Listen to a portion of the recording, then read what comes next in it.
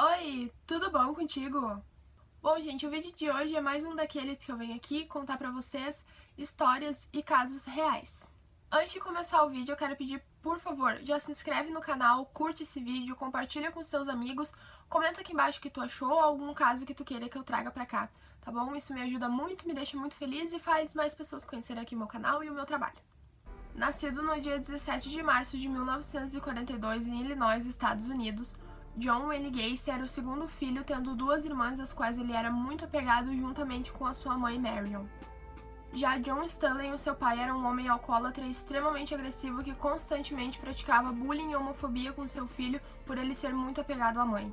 Ainda criança, Gacy foi abusado por um dos colegas de seu pai, mas essa história ele manteve em segredo por muitos anos por medo de ser considerado homossexual pelo seu pai. Aos 11 anos, Gacy sofreu um acidente onde ele levou uma pancada na cabeça e isso causou um coágulo, o que só foi descoberto 5 anos depois, quando ele começou a apresentar desmaios, e mesmo assim, com tudo isso acontecendo, mesmo sendo constatado que ele tinha sim um coágulo na cabeça e era esse o motivo dos desmaios, o pai dele não aceitava e dizia que ele só queria fazer aquilo para chamar atenção.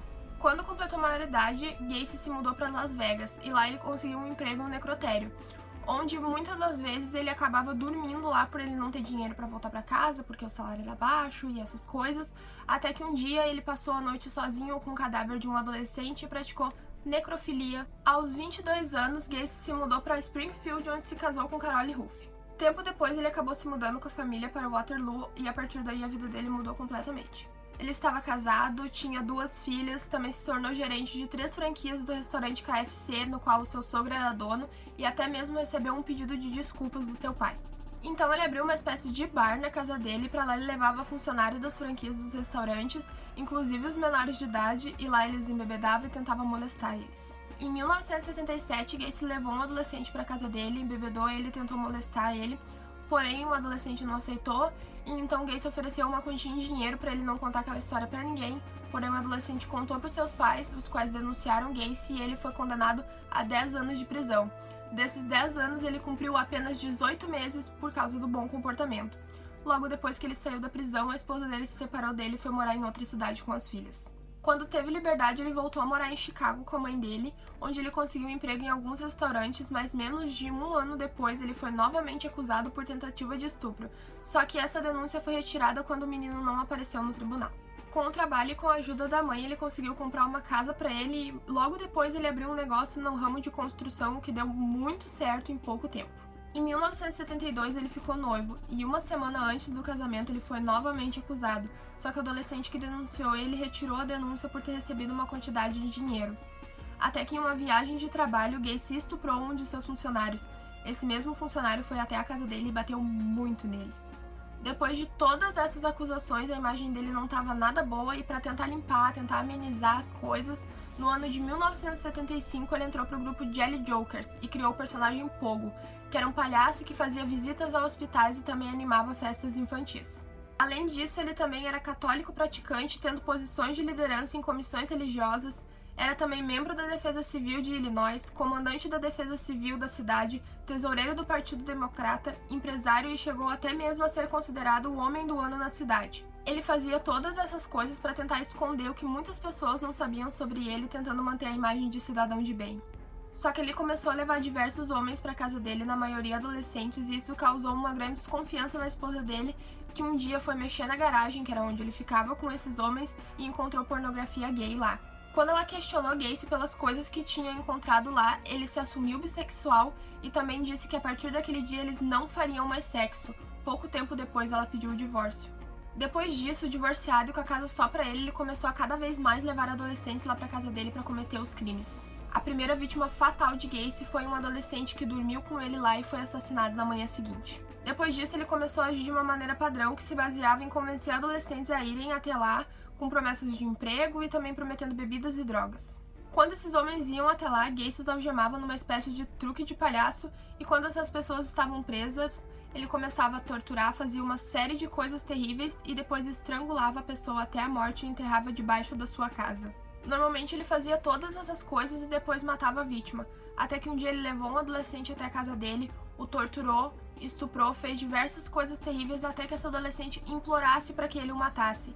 Nisso, Gacy levou ele ainda algemado até o seu local de trabalho e deixou ele lá vivo. Depois disso, ele fez uma série de vítimas, chegando ao ponto de não ter mais espaço debaixo da casa dele para enterrar os corpos e ele ter que jogar os corpos num rio. Até que um dos meninos que foi chamado para essa suposta entrevista de emprego contou para os pais aonde que ele estava indo, e quando ele desapareceu, os pais denunciaram. E foi aí que a polícia foi atrás de Gacy, interrogou ele por horas e ele não confessou nada. E a partir daí a polícia ficou monitorando ele sempre. Até que no ano de 1978, depois de muita pressão da polícia, Gacy assumiu seus crimes, sendo levado a julgamento. A defesa alegava que ele era mentalmente incapaz de responder por seus crimes, enquanto a acusação falava que ele não tinha nenhuma espécie de doença mental. As principais testemunhas de Gacy eram sua mãe e a sua irmã, que confirmaram todas as agressões que ele sofria pelo seu pai na infância. Porém, amigos dele afirmaram que ele não tinha nenhum tipo de doença mental, o que dificultou muito o trabalho da defesa. A testemunha-chave foi o sobrevivente dos crimes, que passava muito mal durante o julgamento por ter que contar tudo o que havia acontecido com ele. No final, o júri decidiu que Gacy era sim culpado pela morte de mais de 33 jovens, e assim ele foi condenado à pena de morte. Gacy ficou no corredor da morte durante 14 anos esperando os recursos que seus advogados tinham apresentado. Neste período ele se tornou alcoólatra e também tentou suicídio diversas vezes. Também começou a pintar quadros, tanto autorretratos quanto de figuras conhecidas, e essas pinturas ficaram muito famosas, sendo expostas em diversas galerias e sendo vendidas por valores muito altos, chegando a 100 mil dólares. A execução de Gacy estava marcada para o dia 10 de maio de 1994. A expectativa na cidade era enorme e todas as empresas de TV e rádio se deslocaram até o local que era a penitenciária onde ele estava. O povo nas ruas também aguardava ansiosamente pelo momento da execução, portando cartazes e vestindo camisetas com frases contra o palhaço. Dentro da penitenciária, Gacy fez a sua última refeição, composta por frango, camarão, batatas fritas e morangos frescos. Permaneceu na companhia de familiares e amigos que tiveram que se retirar às 21 horas. Às 23 começaram os preparativos e exatamente à 00:01, Gacy foi retirado de sua cela, amarrado em uma maca e levado até a sala de execução, onde por uma janela testemunhas poderiam presenciar aquele momento. Gacy teve a oportunidade de dizer suas últimas palavras, que foram "beijem a minha bunda, jamais saberão onde estão os outros", e então recebeu 4 doses de injeções letais. Após 18 minutos, John Wayne Gacy fechou seus olhos para sempre, provocando alívio nas pessoas que esperavam por este momento. Porém, para os pais das vítimas, a execução dele não era nada reconfortante, já que nada traria os filhos deles de volta, e também muitos deles jamais saberiam sequer onde estavam os corpos dos filhos. Bom, gente, essa foi a história. Eu julgo ela tão pesada quanto a da semana passada, porque mostra até que ponto chega a mente humana. E foi a história desse homem que colaborou para o estereótipo de palhaço assassino que a gente conhece hoje em dia. Espero que vocês tenham gostado desse vídeo. Se tu gostou, deixa o teu like, se inscreve aqui no canal, compartilha esse vídeo com os teus amigos, e se tiver alguma sugestão, pode deixar aqui embaixo, tá bom? Um beijo e até o próximo vídeo!